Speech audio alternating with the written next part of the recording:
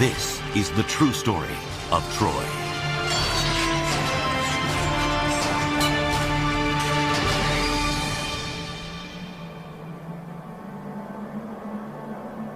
This is the cradle of Western civilization. Mainland Greece on the west and Asia Minor on the east, and dozens of islands in between. The Aegean Sea links the inhabitants of this region, seafaring adventurers and their legends of gods and heroes. For thousands of years, fortune seekers and archaeologists have been searching these shores for evidence of the Trojan War. And now, some say they have found it. Today, not far off the pristine coast of the Aegean Sea, in what is now the modern country of Turkey, an international team is excavating what they believe to be the site of legendary Troy.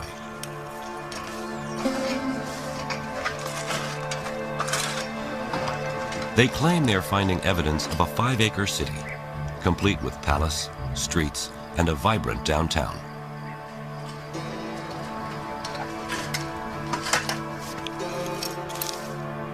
Outside the walls, they say they have evidence of a lower city. Ancient suburbs surrounded by a defensive moat built to prevent attacks by chariots, the ancient world's weapon of mass destruction. Manfred Korfmann has been the director of the excavation since 1988. If you look around in this area, you see nothing. It's old fields, it's surface, but there was something in here. Here on this barren plain, Korfmann and his colleagues envision a fortified city that rivals ancient Athens. Dating to the late Bronze Age, the prehistoric time of the Trojan War. But, as in all things Trojan, there is a conflict raging. Some think Korfmann's finds are pure fantasy, as credible as the myth itself. Is this the site of ancient Troy? Did Troy actually exist? Why does its memory echo through time? I think the Trojan War is the original source of so many of our cultural expectations of soldiers, of literature, of human behavior, of the interplay between the divine and the mundane. So much of our cultural tradition originates in the Trojan War that we continue to value it, even unconsciously, as a source of the archetypes upon which we model our behavior. History became a story, and story became myth, and myth is always elusive. So now we're trying, in a very strange way, to trace our steps backwards, which is not that easy. I mean, it's one thing to dress a history and make it story and then myth, and another thing to undress it. It takes much more pain, and it's more dangerous.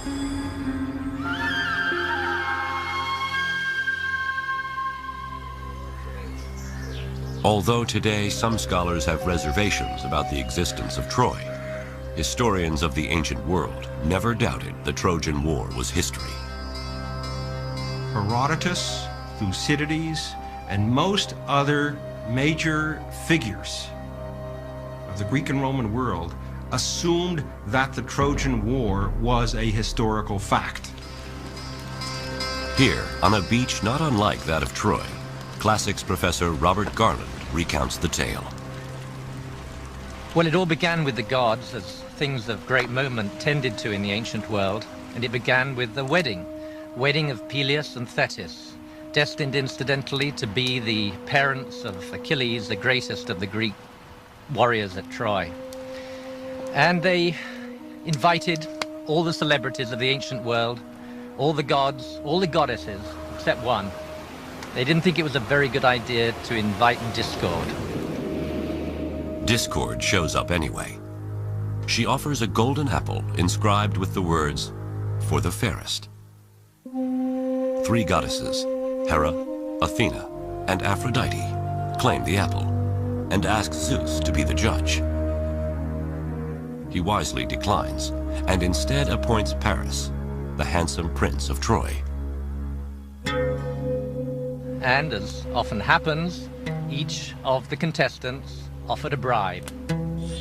The one he gave the prize to, Aphrodite, offered him the bribe of the most beautiful woman in the world. But there was one problem. That woman was married.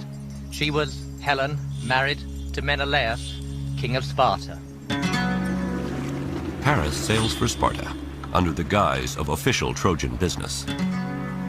When Menelaus, his host, was absent, he eloped with Helen back to Troy, and thus unleashed the fury that would become the Trojan War.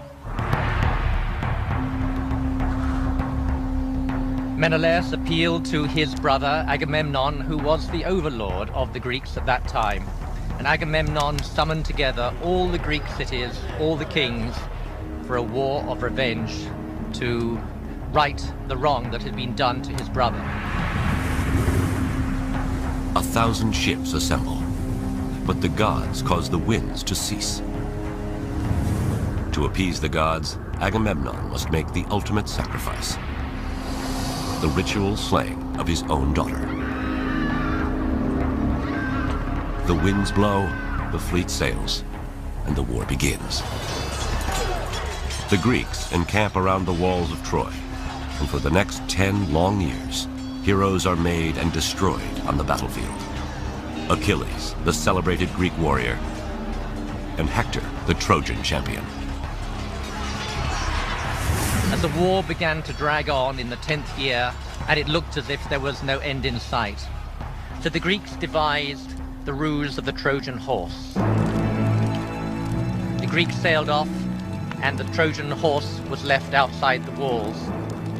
The Trojans broke their walls down to let the horse enter, stuffed full as it was with Greek soldiers.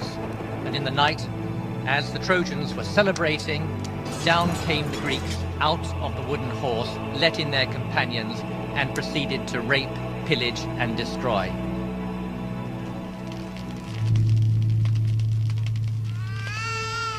Many acts of vandalism were committed in that time. Priam was slaughtered at his own altar. Cassandra was raped. And the infant son of Hector was thrown from the walls of Troy, his brains dashed out. And even then, after Troy had been totally destroyed, the end was not in sight. As we know from the Odyssey, Odysseus was to wander for many years before he got home. Agamemnon returned to domestic turmoil. His wife, Clytemnestra, had been having an affair with her lover, and with him plotted the death of Agamemnon. So the homecoming of the Greeks was, for them, as devastating as was the destruction of Troy. How can such a fantastic story be true? The legend of Troy comes to us first from the oldest writings in Western civilization, the Iliad and the Odyssey. Their authorship credited to the poet Homer. But Homer isn't born until 5 centuries after the war is thought to have occurred, and he is believed to have been blind and illiterate. Homer is our earliest witness for the Trojan War, and yet the Trojan War took place perhaps as many as 500 years before Homer's date. So how reliable can he possibly be? How can we trust this blind man's tale of lust and infidelity, human sacrifice, rape, blood, war, destruction, and the ultimate deceit? Is Homer's story the true story of Troy?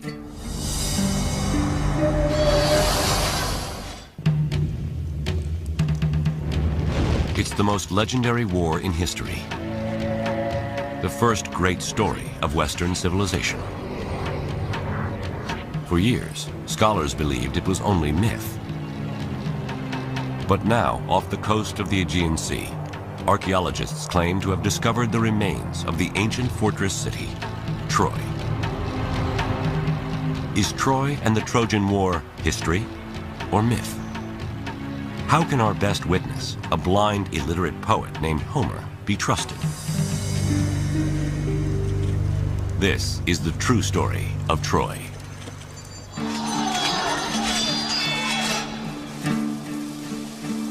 Like Troy, what is known of Homer is a mixture of history and myth. Although he is credited as the author of Western civilization's first works of literature, the Iliad and the Odyssey, very little evidence of Homer exists. Some scholars estimate that he lived around 750 BC, and that the father of Greek literature was from a place not far from Troy. We think that he came from a region probably fairly close to Troy, perhaps from the city of Smyrna or from the island of Chios, but even this is doubtful. There's a strong tradition that he was blind, but other than that, virtually nothing can be said with any certainty about him.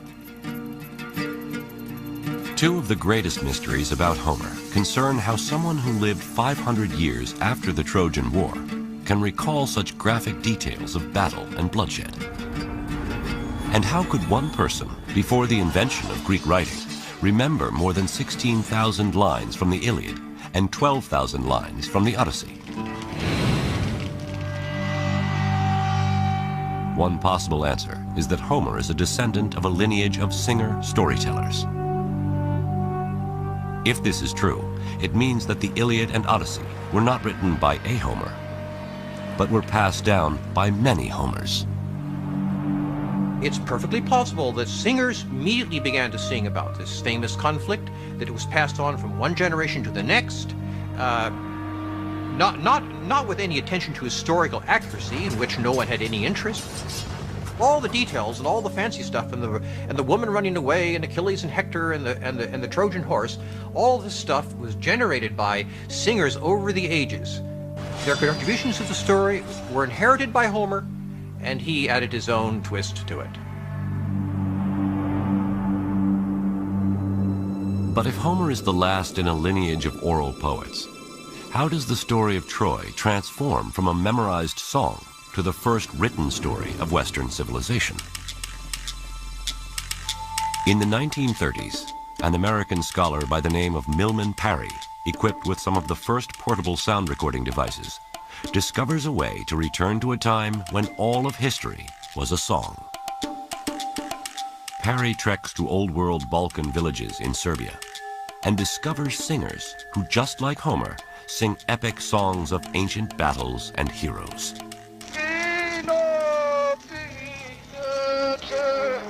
Parry made recordings on aluminum discs and on aluminum wire of these songs, and he also took down these songs by dictation.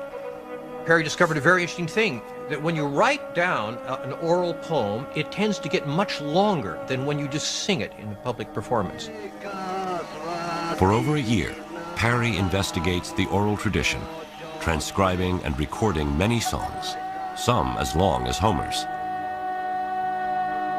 Parry finds that memory of historical events can be passed on for long periods of time and still remain accurate. The Serbian bards sing about the Battle of Kosovo, which had taken place in the 14th century. Amazingly, written accounts of heroes battling invaders confirm these 600-year-old songs to be true.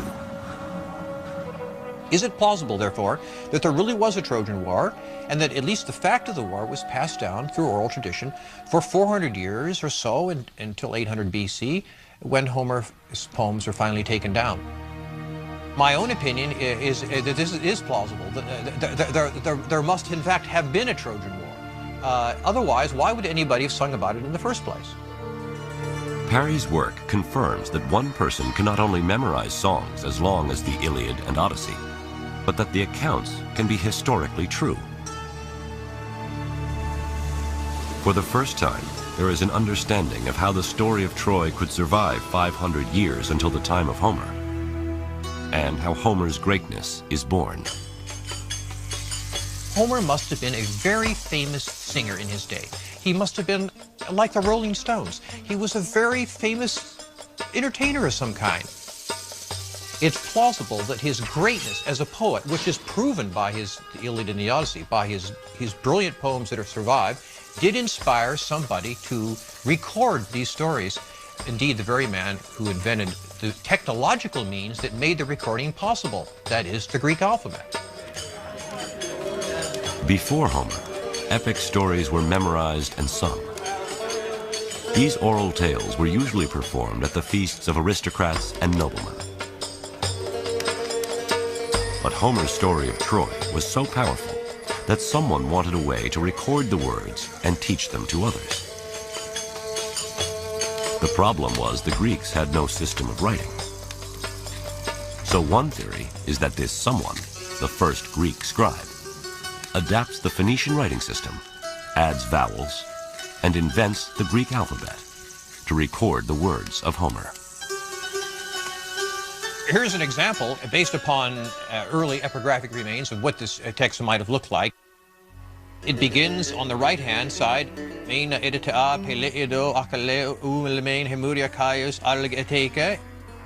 back and forth, as the ox turns, the Greeks said, comparing this style of writing to the plowing of a field where you plow up one end and back the other and then back again. Now, with Homer singing to a scribe, these heroic stories of Troy, the first in Greek history to be written down, inspire a much greater audience. In my opinion, is because they were the first texts that ever existed in the Greek vocal alphabet. And as such, they were used from the very beginning as the basis for instruction about how to use this writing system.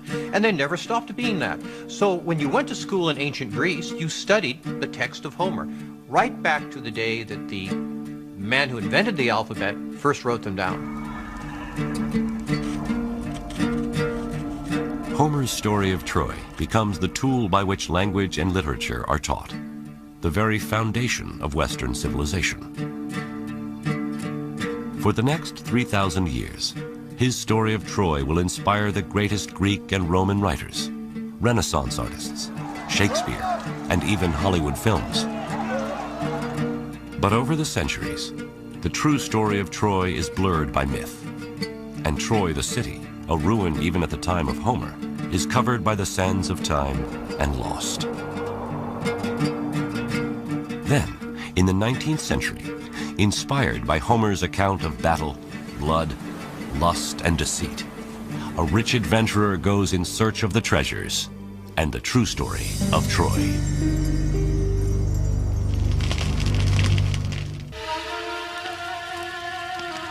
It is a Bronze Age clash of cultures, a battle over the most beautiful woman in the world. This tale of heroes, blood, lust, and deceit from a time before writing is sung for hundreds of years. Then the greatest of Greek singers, Homer, sings of Troy so powerfully, he inspires the invention of the Greek alphabet. Homer's Iliad and Odyssey are the first written works of ancient Greece and become the foundation of Western civilization. But over time, the story of Troy is obscured by myth, and the city is lost. Now, can Homer's Iliad and Odyssey lead explorers to the treasures of this legendary city and rediscover the true story of Troy?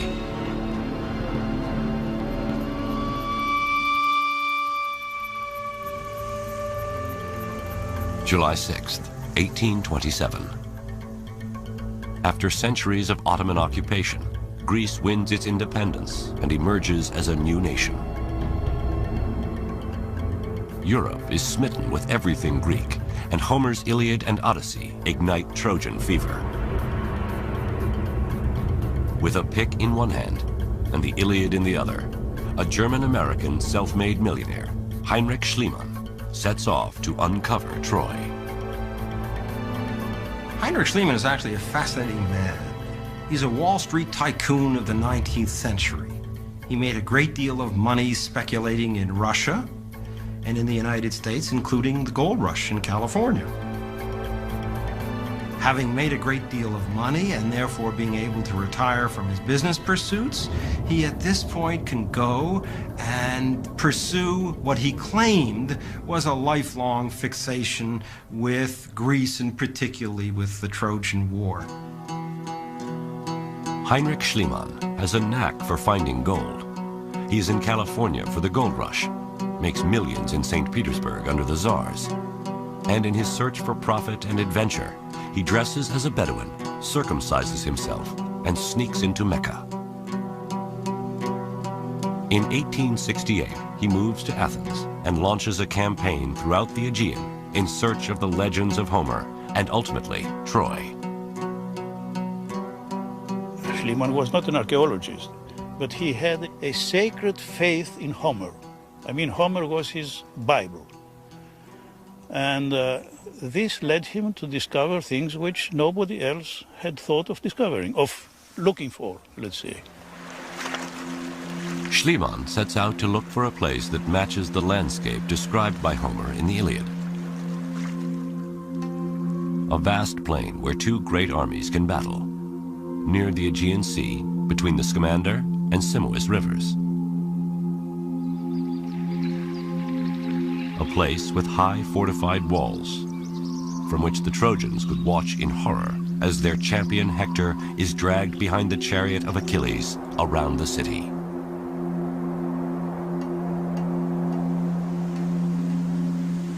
Elizabeth Reardon, architect for the excavations currently underway at Troy, retraces Schliemann's steps on the plains of modern Turkey. Heinrich Schliemann was convinced that Homer was writing about a place that actually existed. And he was also convinced that this place here, known as Hisarlik, was where he was going to find Troy. He thought that if he excavated all the way down to bedrock, whatever it was he found at the bottom had to be the Troy that Homer had written about. In 1870, Schliemann and his hundreds of workers plow through thousands of years of civilization, cutting trenches in the mound running north to south and east to west. The Trojan plain becomes littered with Schliemann's piles of what he considered rubble. He digs for years, but finds no evidence of Homer's Troy. He's getting desperate. What he really needed was a big, splashy find. The man was very lucky because at the end of his third year of excavating, he made a find that fit that bill. He was investigating this very large fortification wall when they uncovered in a small pocket a treasure trove of gold objects. This was exactly the kind of find that he needed to get attention. Golden cups and goblets, highly polished stones and precious jewels. In 1873, Schliemann smuggles the treasure out of Turkey, dresses his wife in the jewels like Helen of Troy, and with Barnum-like showmanship, claims he has uncovered King Priam's treasure.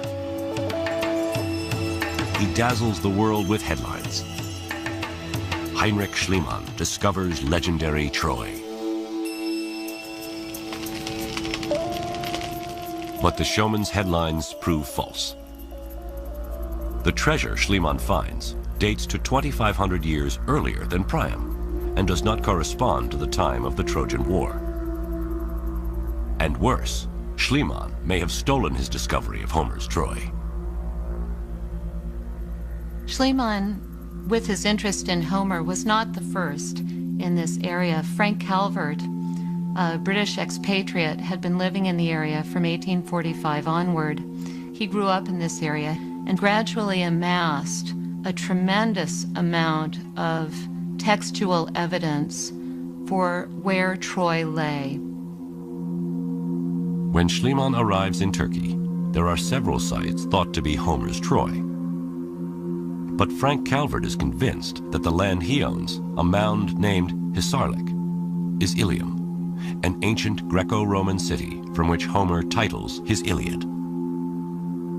Schliemann seeks out Frank Calvert.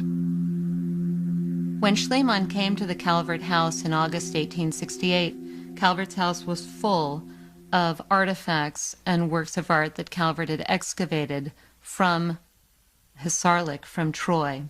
Now, when they had dinner, Calvert told Schliemann all about his excavations, showed him what he had found, and Schliemann was clearly very impressed. Schliemann goes back to Athens, and without ever setting foot on the site, writes his first book on Troy. The problem is, he doesn't know the details. Calvert wrote Schliemann answers to Schliemann's many questions, one of which was, how high was the mound? Was it 20 meters or 100 meters high? The very fact that Schliemann would ask this question shows that he had absolutely no concept of the site itself. Though Calvert has been quietly digging by himself for years, Schliemann pours his vast wealth into a grand excavation with hundreds of workers and is anything but quiet. Schliemann tells the world that he is the sole discoverer of Troy and literally leaves Frank Calvert in the dust.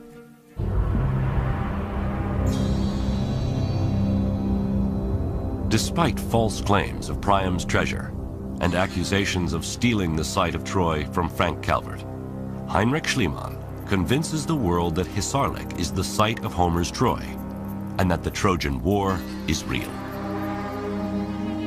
Schliemann was somebody who dedicated his life, his fortune, and his activities to proving Homer true. And this has my respect. It's largely because of Schliemann that we're asking the question, was this war real? Today we still follow in that tradition in asking questions about the Trojan War. But even Heinrich Schliemann, perhaps the most devout believer in the Iliad as history, can't produce definitive proof of Homer's Troy. Somewhere in these ruins is the promise of finding some scrap of writing, some Trojan treasure to prove beyond doubt that the Trojan War and the story of Troy are real.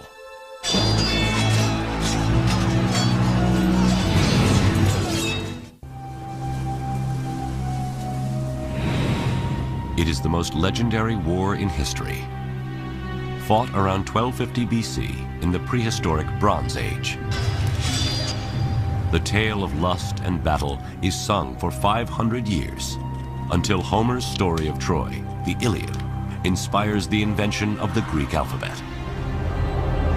Over the next 2,000 years, the legendary city is lost, until in the 1870s, Heinrich Schliemann, with pick in one hand and Iliad in the other, claims to discover the site of the Trojan War. But his showmanship and unscrupulous ways cast doubt on his claims. And worse, his excavations destroy so much of the site that it is condemned as an unreliable witness in the search for the true story of Troy.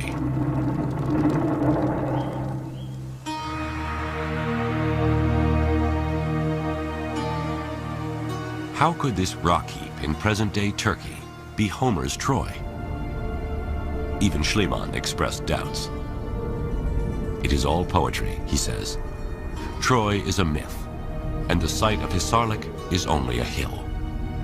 In essence, he says in various writings, well, I'm very pleased at what I've done. I've discovered Troy, and so on and so forth. But I'm a little disappointed because based on what Homer says, his description of Troy, I would have thought that Troy would have been bigger. Where is the proof that Hisarlik is big enough to be Homer's Troy? After Schliemann's death in 1890, his wife Sophie and dig director Wilhelm Dorpfeld identify the different levels of the mound at Hisarlik and number the layers according to years. They discover that Schliemann dug too far, that Priam's treasure comes from about 2500 BC, or level 2. The Trojan War is thought to have taken place at level 6 or 7, about 1250 BC. And at that layer, they find evidence of cataclysmic destruction.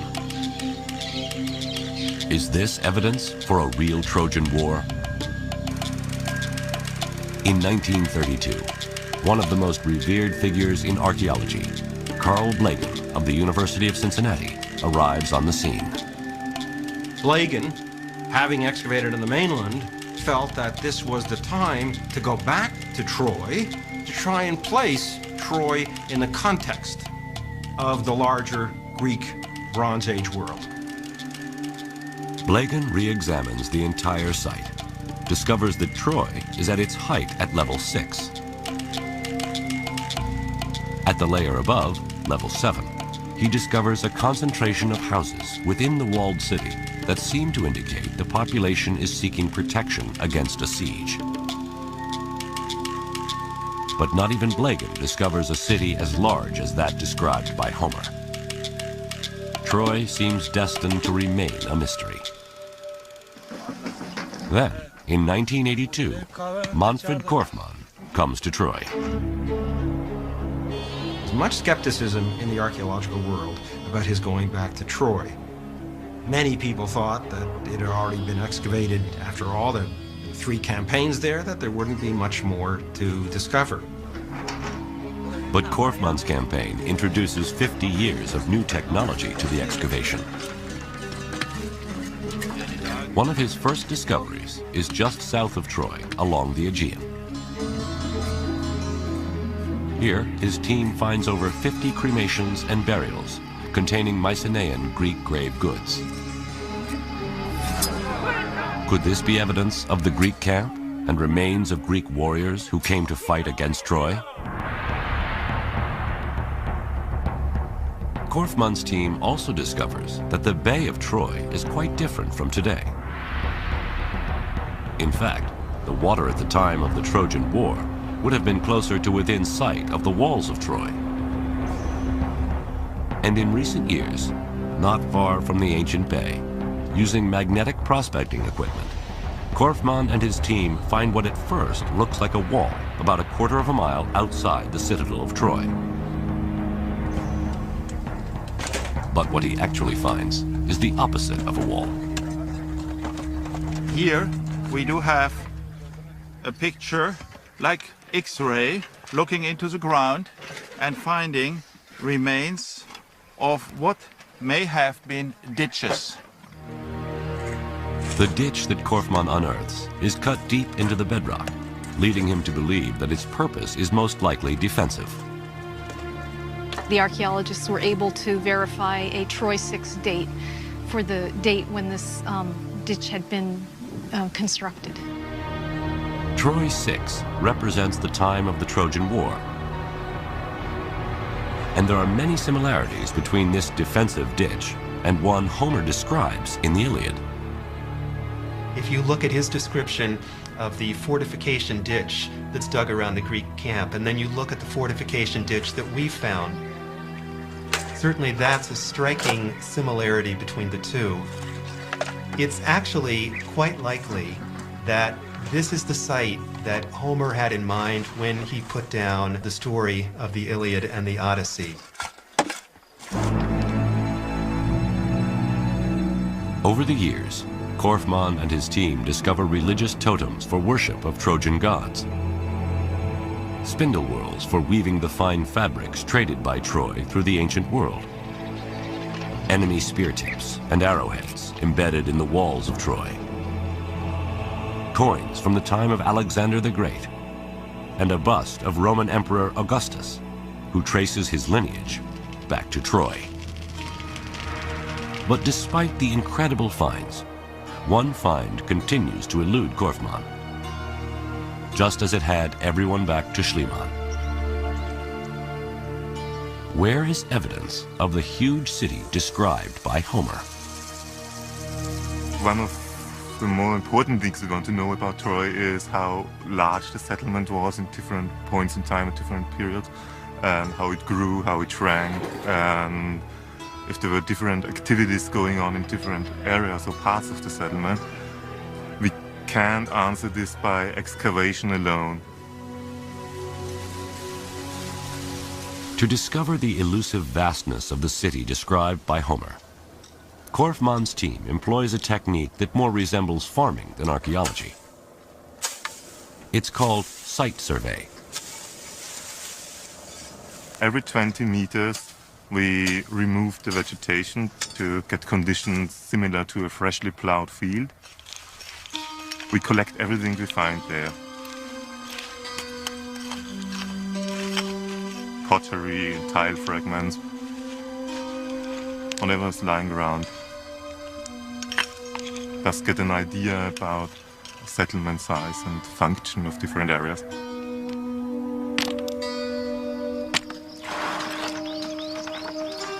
They bring their finds back to camp, where artifacts are washed, classified, and dated. It's a lot of broken pots, representing thousands of years. This year we covered about 15 hectares, about 400 points, and we collected more than 100,000 items from that, about 2 tons of material. A significant quantity of the pottery shards are from the Bronze Age, particularly the time just before the Trojan War. We can see how the area all the way to this ditch and in the east and where this ditch was covered by a Bronze Age settlement.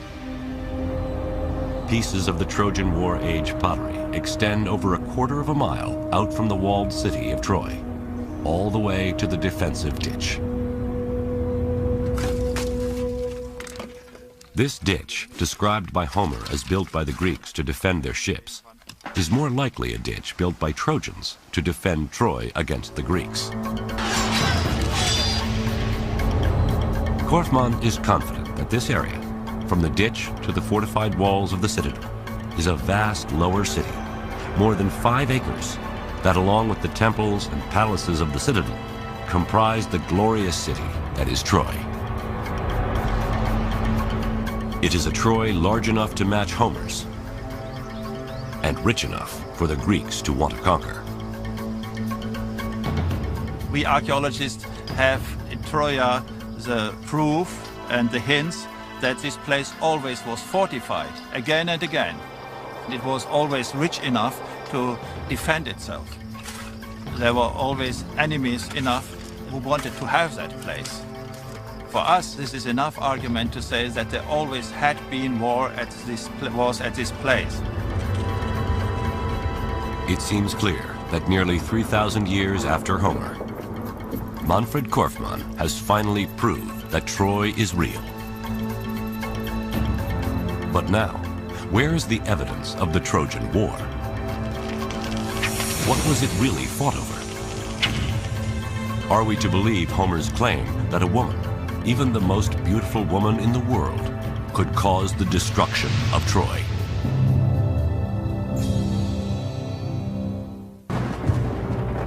It is a Bronze Age clash of civilizations, fought around 1250 BC.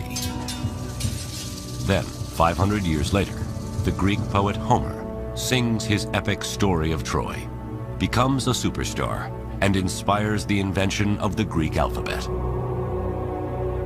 Over time, Troy is lost, and its story is obscured by myth and legend.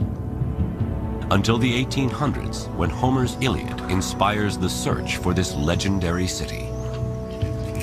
Today, archaeologists are uncovering evidence suggesting they have discovered the site of Troy. But how can the theft of Helen, the most beautiful woman in the world, launch 1,000 ships in a fight for love and glory? Is this the true story of Troy?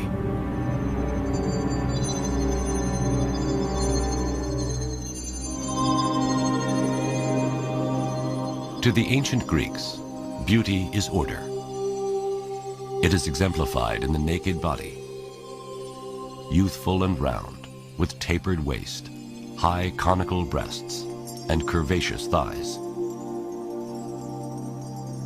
Surely Helen was all this, and her theft an attack on world order, an act of war against the Greeks.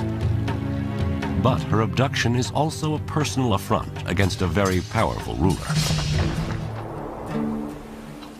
The legend of Helen being abducted and from that the war flowed is not impossible, but it's unlikely as a sole cause. Brigadier General John Brown of the U.S. Army is an expert on ancient warfare. What's more likely is that there was an opportunity waiting to happen, a war that was awaiting a cause. There was an instinct for expansion on the part of the Mycenaeans that provided an underpinning that needed a triggering event. Helen being abducted would very readily have been a kind of a triggering event that could have galvanized the warriors of such an age into an effort to redeem their reputation and increase their glory. Homer tells us of a coalition of Mycenaean Greeks under the leadership of Agamemnon crossing the Aegean in 1,000 ships to make war on Troy sometime around 1250 BC. How does Homer's account stack up against modern military strategy? A quarrel over women who were stolen. Acting as military chief of staff to Agamemnon, General Brown assembles his staff. Troy is a heavily fortified Intelligence, Stay clear of this operations, and brought it within the walls. logistics, personnel. They gather to make war on the enemy, the Trojans.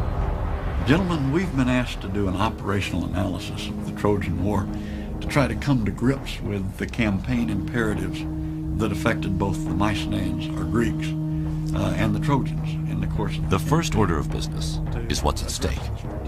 The control of the seaborne trade route critical to the commercial economy of the ancient world. The strategic setting is dominated by the necessity of controlling trade routes. One I'd like to call your attention to in particular, and the one that affects our story, is the one running from the Black Sea through the Bosphorus, the Sea of Marmara, and out the Dardanelles. That's precisely the location of Troy.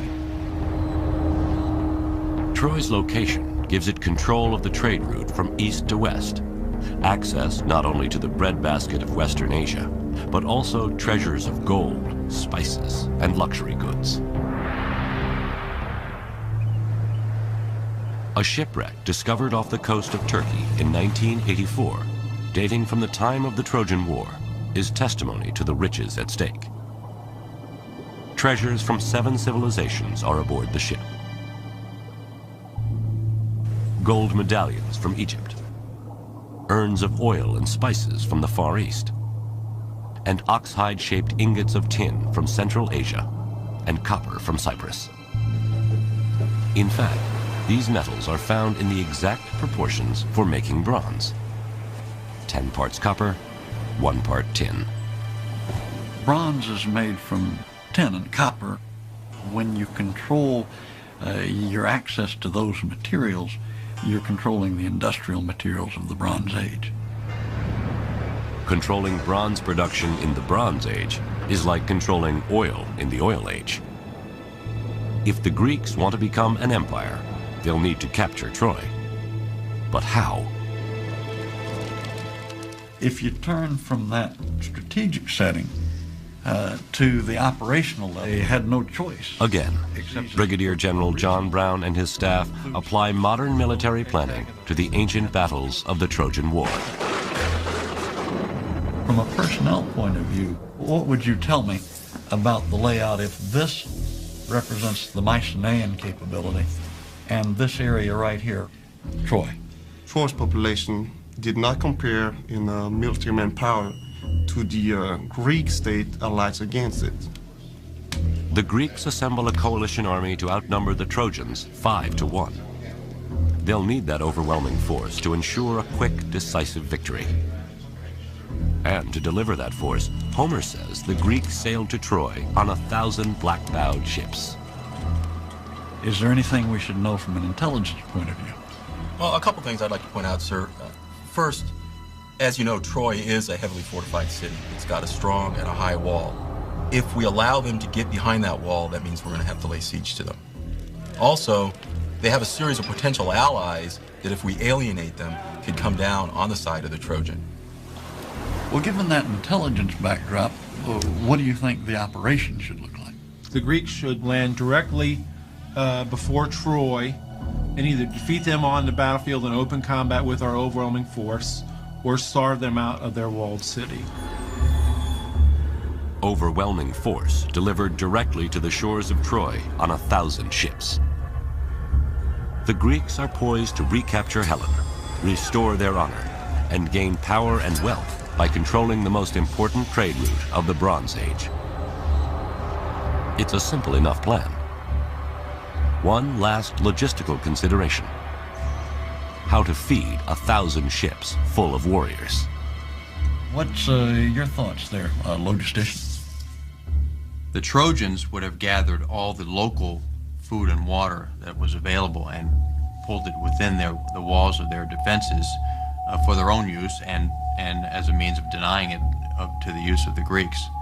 The Greek army, therefore, would have to go further and further afield to gather those supplies of food and water that they were going to need to subsist on. And the primary risk there is that they would alienate those local populations that heretofore had not been engaged in the conflict but would now be inclined to come in on the side of the Trojans.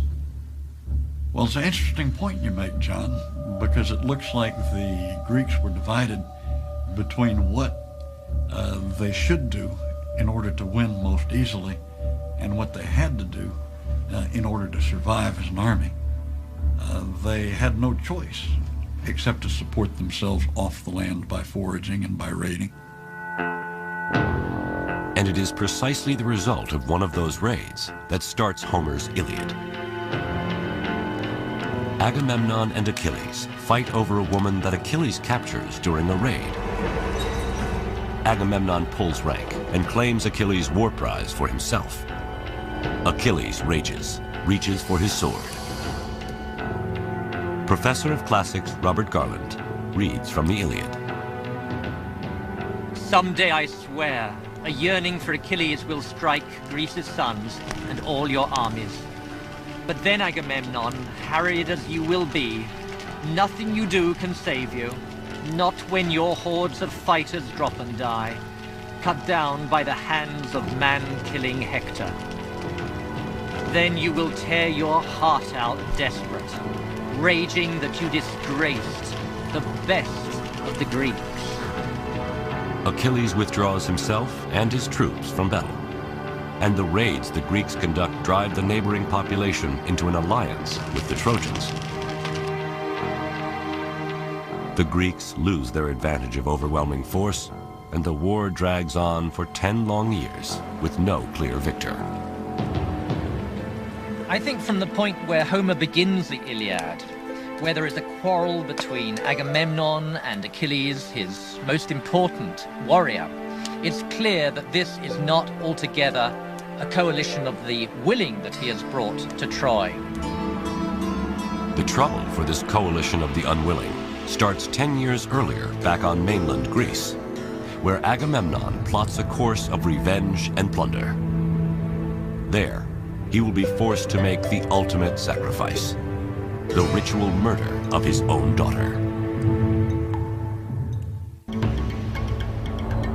Troy, a Bronze Age World Trade Center. Sung about by Homer, his Iliad and Odyssey become the first literary works of Western civilization. But is the mythological city real? Archaeologists now seem certain they have discovered the legendary lost city. But what evidence do we have of the enemies of Troy? The Bronze Age Greeks and Homer's King of Kings, Agamemnon. How does Agamemnon forge a coalition of Greek warlords to wage a war of revenge and plunder? This is the true story of Troy.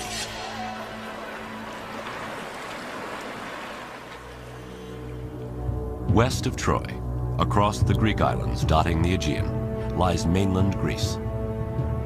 Athens, Sparta, Pylos, Olympus, and at their center, the largest and richest of the Bronze Age principalities, Mycenae. Hidden in these ruins is evidence of their wealth and power. Spiros Iacovides is the godfather of Mycenaean archaeology and director of excavations. I have been working here since '58, which means for 40 odd years. And I have come to love the place. Mycenaean civilization was a time of very active interconnections. People had to come through Mycenae or through the area of Mycenae wherever they wanted to go. Just the sight of this fortress sends a message of power to friend and foe alike. The city's walls rise 40 feet high and span 25 feet wide. Today, Christofilis Magidis, assistant director of excavations, approaches the main entrance, a 20-ton stone carving called the Lion Gate, which dates to the time of the Trojan War. The main element here is the lion relief on top of the gate in the relieving triangle. Here we have an amalgam of political statements and religious allusions. The column represents the house of the king, and the lions, his power and protectors. It is a massive display of the king's divine right to rule. It's a very strong statement for the incomer at the first moment he enters the citadel.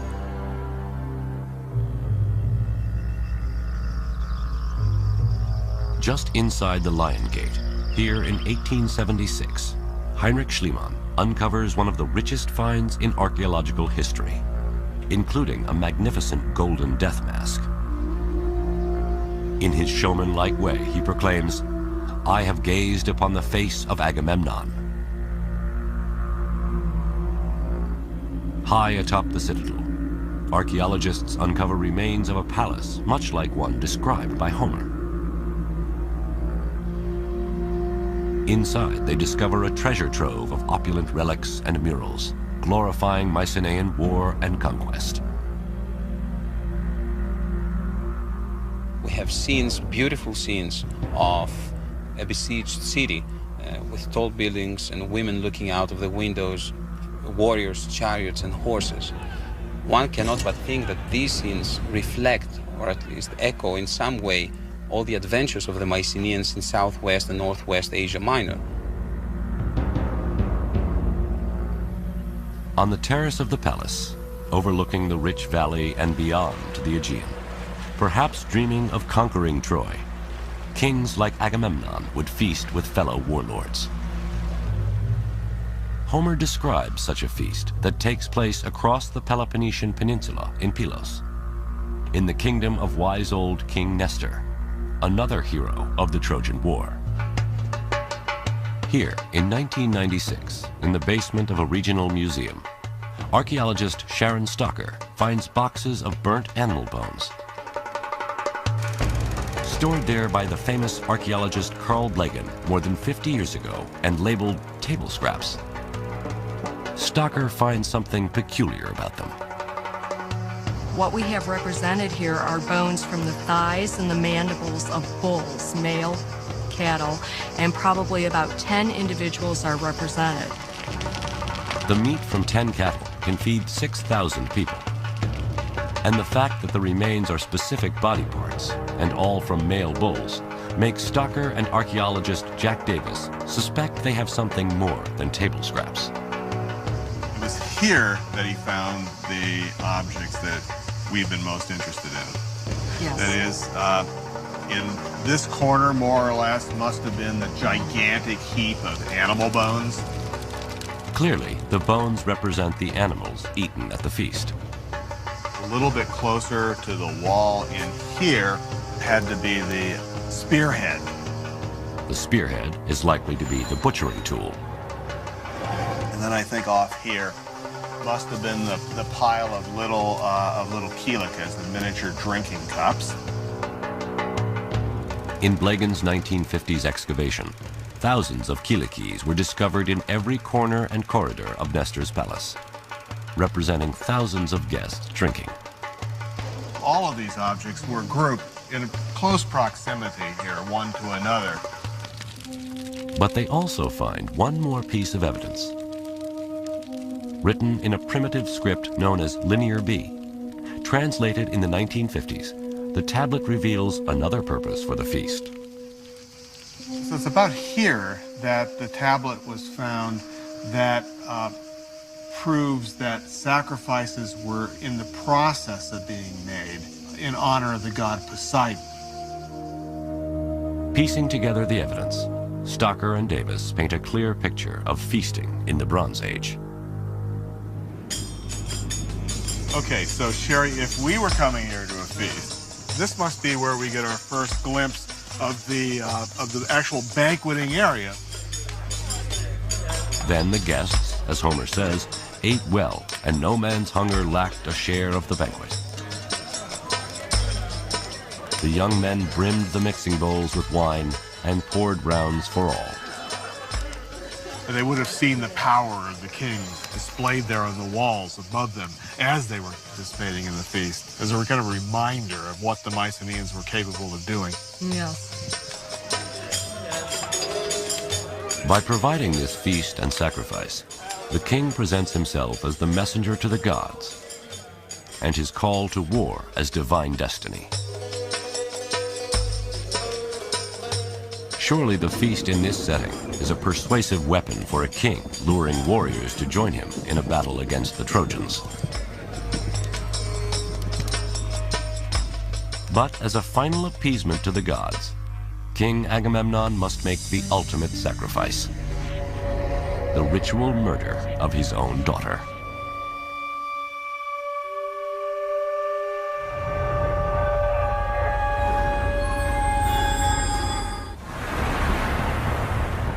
Helen, Queen of Sparta, is abducted by Paris, Prince of Troy. A personal attack on family honor escalates to an international crisis. With enticements of wealth and power, King Agamemnon forges an unwilling coalition of Mycenaean Greek warlords to do battle with the Trojans. But now, the gods and his warriors demand from him the ultimate sacrifice: the ritual murder of his own daughter. This is the true story of Troy.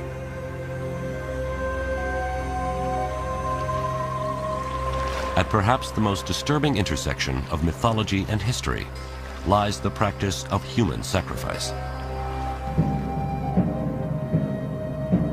How can an act considered the ultimate sacrilege in the modern world be so prevalent to the ancients? Classics professor Robert Garland on a beach not unlike that of Troy. Human sacrifice is committed by Agamemnon. Achilles, we are told, slaughters 12 Trojan youths to appease the spirit of his friend Patroclus. And at the end of the war, Pollux is sacrificed at the grave of Achilles. Although these incidents of human sacrifice exist in the mythological realm, there is also historical evidence of human sacrifice. From Egypt to Babylon, slave and prisoner sacrifice is widespread during the Bronze Age, often used as a public display of the king's power. But could the Greeks, founders of Western civilization, also have practiced human sacrifice? There seems to be some archaeological record of human sacrifice. I'm just going to mention certain chamber tombs here in the area of Mycenae, where we have found bodies of slaves, one on top of the other. They were probably slaughtered when their master died, or prisoners of war, and so on and so forth. To them, it was not probably a human sacrifice. What we consider human sacrifice is not the same thing with what they consider human sacrifice. A slave or a prisoner of war is an object, is not a human being. Interestingly, although human sacrifice is prevalent in the mythology of Greece and the Trojan War, Homer never mentions it in the Iliad. It's a few hundred years after Homer when some of the greatest Greek playwrights incorporate human sacrifice into their stories of the Trojan War. One reason may have been as a storytelling device to entertain their audiences. It's often true that forms of religious behavior that were once sacrosanct and received great veneration later on become the subject for horror and a way of getting a chill, really, out of the audience. So in the story of the Trojan War, Agamemnon succeeds at assembling a coalition of Mycenaean warriors. But as they ready to set sail for Troy, the winds blow against them. The oracle tells Agamemnon, for favorable winds, he must sacrifice his daughter, Iphigenia. He did so by summoning her to Aulis on the pretext that she was going to be married to Achilles. Instead, he butchered her, and in so doing, set in train a terrible set of events that would end in his own death.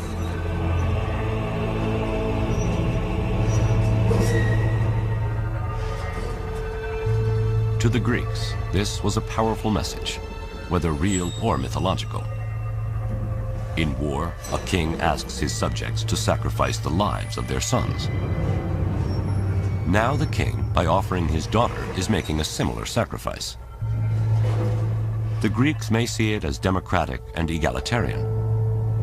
If not us, why not the king?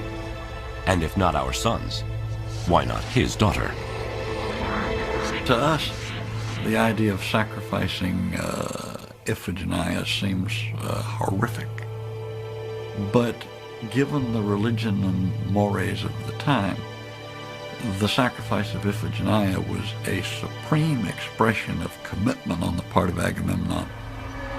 He was so committed to the success of this enterprise that he was willing to sacrifice his own daughter.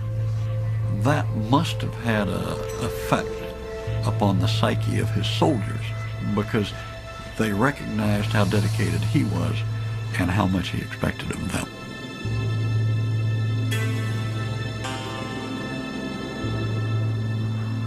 Thus, the first blood spilled in the Trojan War is that of a child. Ultimately, Agamemnon will pay for her death with his life. But for now, a forceful wind blows the Greek war fleet east to Troy. What the Greeks didn't know is the resistance they were about to meet at the hands of man-killing Hector and his army of Trojans.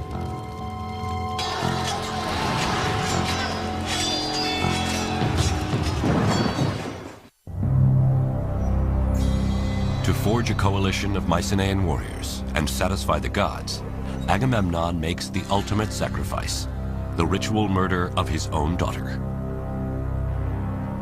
In 1,000 ships, the Greeks sail east to Troy with dreams of wealth and honor. But their overwhelming force is negated by the fierce Trojans and their powerful allies. They fight to a standstill for 10 long years. Now, powerful egos and dissension in the Greek ranks threaten to destroy the coalition from within. This is the true story of Troy. It is an epic clash of civilizations, a defining moment in prehistory to which, once again, Homer may be our best witness. In the 16,000 lines or so of Homer's Iliad, he explores all the major questions which we still grapple with as we make war today and consider the questions around warfare. The justification for a major military exercise, the accountability, the quality of military leadership, the nature of courage and cowardice on the battlefield, and indeed what happens to victors and defeated alike in the face of day-to-day brutality. And yet, in his Iliad, Homer doesn't chronicle the entire 10 years of battle. He focuses on just 4 days of the war's 10th and final year. He brings us, I think, to the very heart of what human conflict is all about. Some of his most memorable descriptions are of men dying. The 240 deaths that occur in the Iliad, all are different. Homer must have seen action at first hand. He must surely have gone over the battlefield at Troy and tried in his own imagination to recreate how this battle took place. We see warfare from so many different angles, and we see it up close and personal from Homer. Warriors face off on the battlefield, calling out names and insults. Soldiers thrust spears through enemy eyes, swinging swords, hacking off limbs.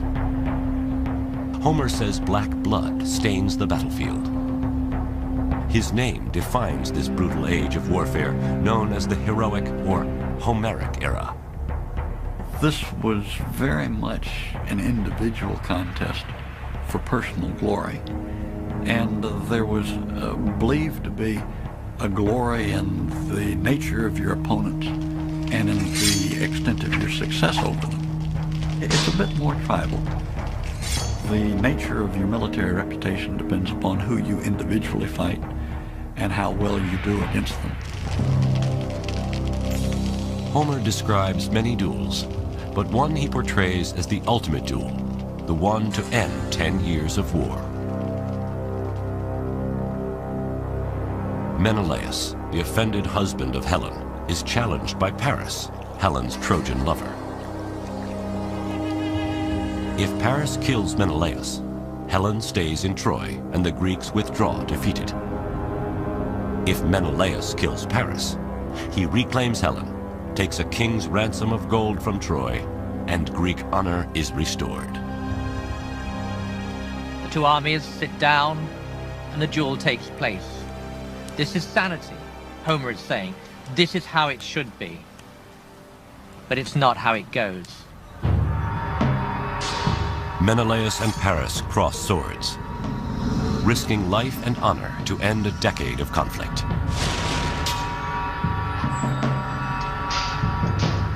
Menelaus overpowers Paris, readies a death blow. Then Homer rescues Paris with a stroke of divine intervention. The goddess of love, Aphrodite, whisks Paris off the battlefield into the arms of Helen. The duel ends unfulfilled. The truce erupts in war. This war, in a certain sense, had to be. More forces had been unleashed than could now be contained. But at that short, brief moment of time, Homer seems to be saying, this is how conflict should be resolved between the only interested parties. Though ending a war with a duel between two leaders may be wishful fantasy, many of Homer's observations of battle are timelessly true. One of the underlying themes that you draw out of the Iliad and the Odyssey that remains relevant today in a military setting is that character matters. That theme remains with us. We still are very concerned for the character of our officers and our soldiers. Modern armies can learn from the soldiers of the Trojan War. But the greatest of the Greek warriors, Achilles, might not last long in today's army. In front of other warlords, Achilles threatens and insults Agamemnon, his commanding officer. What a worthless, burnt-out coward I'd be called if I would submit to you and all your orders. Whatever you blurt out, fling them at others. Don't give me commands. Never again, I trust, will Achilles yield to you. To Homer's audience, Achilles' rage against Agamemnon reflects a conflicted hero defending his honor. But today, his insults would be court-martialed as insubordination. Achilles was preoccupied with his reputation and his personal standing amongst the Greeks. The absolute opposite of a team player. Odysseus is of course a different character, and again is yet another expression of the fact that character matters. He is wily. He's compared to a fox. Even today we compare some of our most capable military figures to foxes. The swamp fox, Francis Marion of the American Revolution, and General Franks of the war in Iraq are among some with reputations of cunning like a fox. But Homer highlights another key quality of leadership by demonstrating the opposite. Never once did you arm with the troops and go to battle. You lacked the courage. King who devours his people. Unlike an ideal general like George Washington, who leads his troops by example, Agamemnon is accused of hanging out in the back while others fight and die.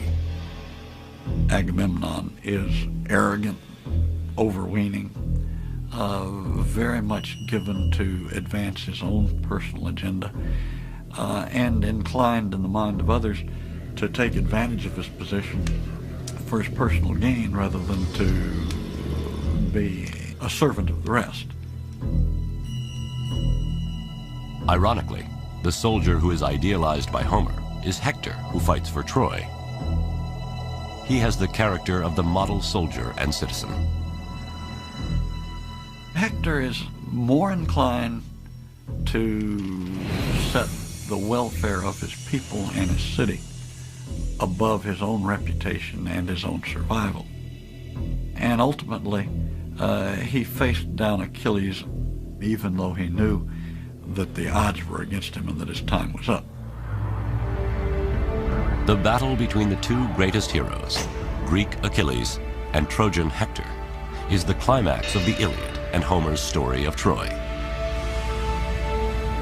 When Hector takes leave of his wife and child on his way to battle, Homer foreshadows the end of the war and tilts the sympathies of his audience in favor of the Trojans. Hector envisages that Andromache will be a widow and that his son Astyanax will be an orphan. And like any true husband there, he says, I care for you more than I do for my countrymen. It's your fate that really matters to me. Homer portrays Hector as a family man. While the Greeks are fighting for revenge and greed, Hector is fighting to defend his wife, his child, and his home. The Trojans, in a sense, are us. And it is through their eyes, very largely, through the eyes of men like Hector, that we read the events that are going to be so shattering.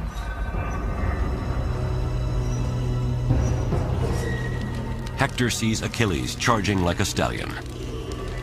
Achilles closes, helmet flashing, throws his spear and misses. Hector hurls his spear, striking Achilles' shield dead center, and glances off. Hector draws his sword and charges, but Achilles has a second spear and drives it clean through Hector's neck. Hector falls to the dust and gasps, pleading with Achilles to return his dead body to Troy. But Achilles promises to feed his body to the dogs, lashes his corpse to his chariot, whips his horses to run around the walls of Troy, and as Homer says, defiles Hector's body in the land of his own fathers.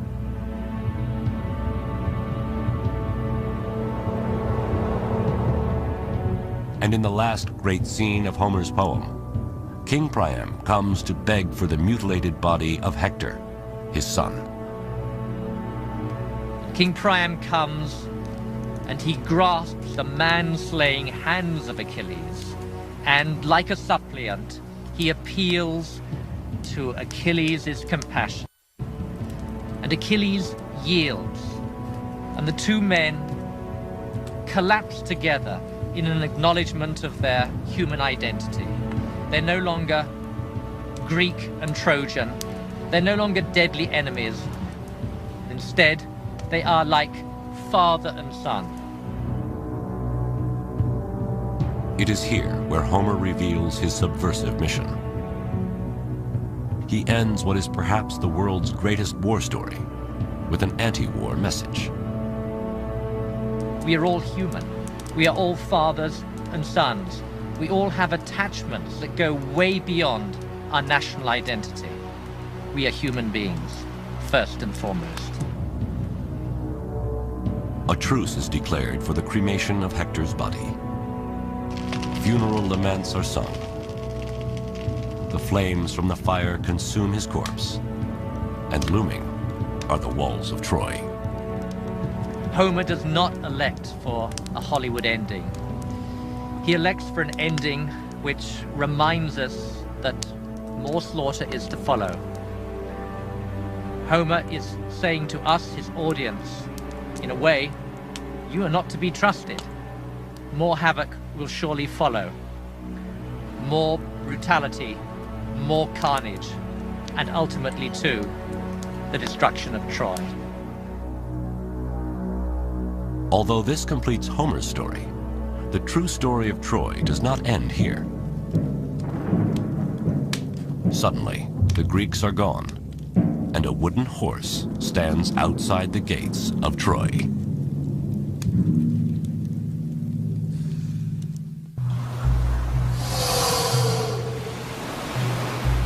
The greatest Trojan hero, Hector, is dead. Killed in battle by the Greek hero Achilles. After defiling Hector's body, Achilles agrees to surrender Hector's corpse to the Trojans. An uneasy truce is called as Hector is cremated before the walls of Troy. But when dawn breaks and the Trojans brace for another Greek attack, they discover their enemy is gone and a wooden horse stands outside the city gates. This is the true story of Troy. The most famous symbol of Troy, the Trojan horse, comes to us from legends other than Homer's Iliad. The legend tells us that this was a war that was not won by uncommon acts of valor, by steadfastness and military discipline, all the qualities that we might expect. On the contrary, it was won by a devastating ruse. It was won by deception, deceit, and conspiracy, and all the things that we might consider to be dishonorable in the conduct of warfare. Everyone knows the story. After 10 years of battle, the Greeks and Trojans fight to a standstill. Then Odysseus comes up with a plan. The Greeks build a giant wooden horse, leave it as an offering to the Trojans, and then sail away. Some Trojans are skeptical. Laocoon warns, beware of Greeks bearing gifts.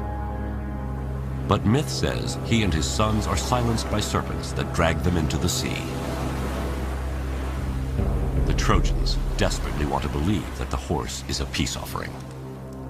And the Trojans broke their walls down to let the horse enter, stuffed full as it was with Greek soldiers.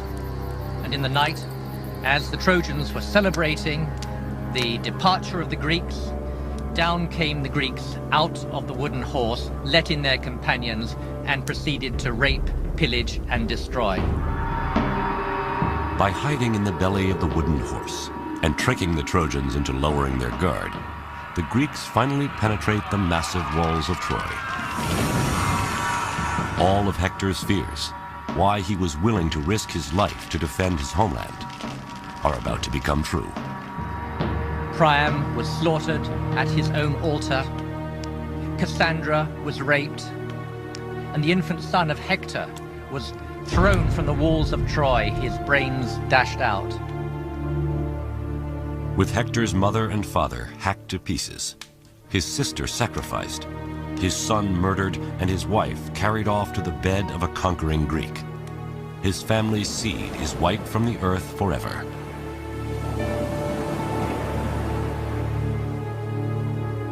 For the Greeks, this hard-earned victory means honor restored, the riches of Troy, and Helen. But although there is plenty of archaeological evidence of Troy being destroyed, how could the legend of the Trojan horse be true?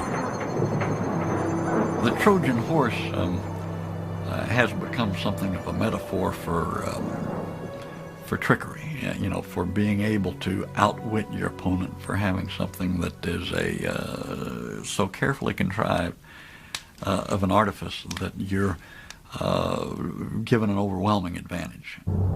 The idea that the Greeks would have in fact built a large wooden horse, hidden inside it, and had it dragged inside of Troy is certainly possible, but it kind of strains your credulity a little bit that someone really could have pulled that off.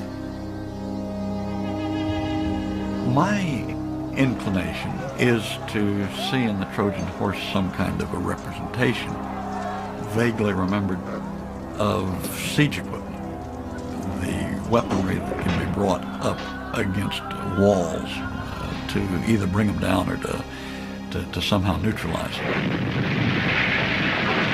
Hittites and Assyrians possessed siege technology. It's possible this Bronze Age weapon of mass destruction could have inspired the legend of the Trojan horse. But whether history or myth, the Trojan horse came to symbolize a war won by trickery and deception.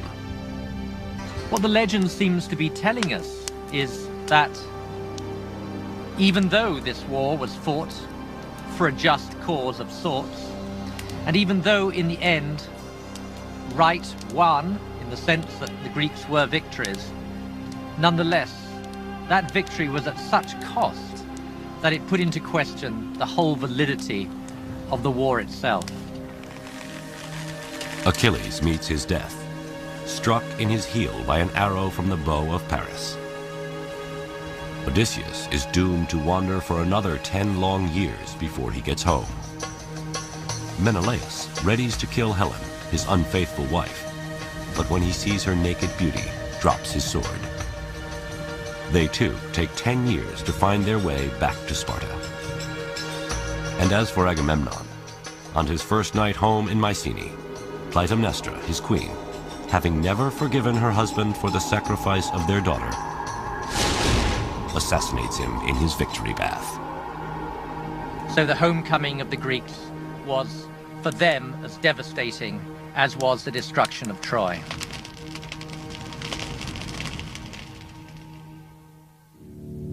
In fact, history tells us in the wake of the Trojan War, not only do the Mycenaean kingdoms collapse, but the entire Bronze Age comes to an end. There is much speculation as to its cause: civil war, outside invaders, or a string of devastating earthquakes. Greece falls into a dark age for nearly the next 500 years, until the time of Homer. What survives through the Dark Ages is the story of Troy. If you contextualize this war and you see what comes after that, the decline, the catastrophes, the economic collapse, the Greeks never managed again for the next 400 years to come together as a nation. That was most probably the last glorious event before the disintegration, before the dissolution and the fragmentation of the Mycenaean world. And I think that's why it stayed in the memory. And as Homer sings stories of Troy, the rage of Achilles, the beauty of Helen, and the valor of Hector, his songs inspire the invention of the Greek alphabet. The Iliad and Odyssey become the foundation of Western literature, and Troy is emblazoned forever into the history of the world. The Iliad and the Odyssey had enormous impact in the Archaic period, the 7th, 6th, 5th centuries BC. And so, by extension, it's not surprising that people wanted to go to the site where that war was believed to have taken place. Then the residents realized that they need to market the city very aggressively, almost like a Disneyland of antiquity. The site of Troy rises from ruin to major tourist destination. Ancient burial mounds are turned into monuments to Greek and Trojan heroes. Temples and theaters are built to their gods. And maidens reenact scenes from the fall of Troy. they would sing sections of the Iliad and the Odyssey in the agora, in the marketplace of the city, right in front of the old Bronze Age fortification walls. As the city is rebuilt, history and myth become one, and Troy becomes a war prize in a worldwide conflict. The Trojan War, among other things, resonates because, from the perspective of many people, in antiquity, down to the present time, it was a conflict between East and West. In a way, it's the beginning of the combative stances of both sides. It's us against them. Now, the tourist destination of Troy attracts more than just tourists. First, Persian King Xerxes stops at the site in 480 BC on his way to sack Greece, claiming to avenge his Trojan ancestors. Then, in 334 BC, Alexander the Great stops at Troy to pay homage to Achilles on his way to Persia. He goes to the Temple of Athena, where he saw a range of armaments associated with the Trojan War. And he looked at the armor that was presented there, chose one set of armor to wear himself in his battle against the Persians. I like to think that it would be that of Achilles, although we don't know that for certain, and then goes off to fight the Persians wearing Trojan War armor. Alexander the Great conquers Persia, avenging Greece and reclaiming Troy as part of the Western world. Just as Alexander links himself to the Greek hero Achilles, Julius Caesar claims lineage to the Trojan hero Aeneas. And Rome adopts Troy as its mother city. But the Romans embraced more than a mythological connection to Troy. They also modeled their ideal soldier on that of Trojan hero Hector. The Romans would say that the ideal soldier was disciplined, was a team player, was willing to sacrifice himself for the welfare of others, was willing to efface his personal glory for the good of the whole. The military success of the Roman legions is a tribute to the legacy of the Trojans. Even though the Greeks originally defeat the Trojans are avenged when Rome battles Greece. It's ironic that the Trojan refugees led by Aeneas are purported to have been the ancestors of the Romans, and the Romans in turn conquered the Greeks. And so it's as if history came full circle. The Trojans were conquered and then became the conquerors. Troy and its stories are the oldest uninterrupted memories of our world. Troy is beauty, language, power, sacrifice, vanity, honor, deceit, and war. From literature to archaeology, history to mythology, Homer to Hollywood, we believe so strongly in Troy that the question of whether it is real or not hardly seems to matter. The search for the true story of Troy will live forever.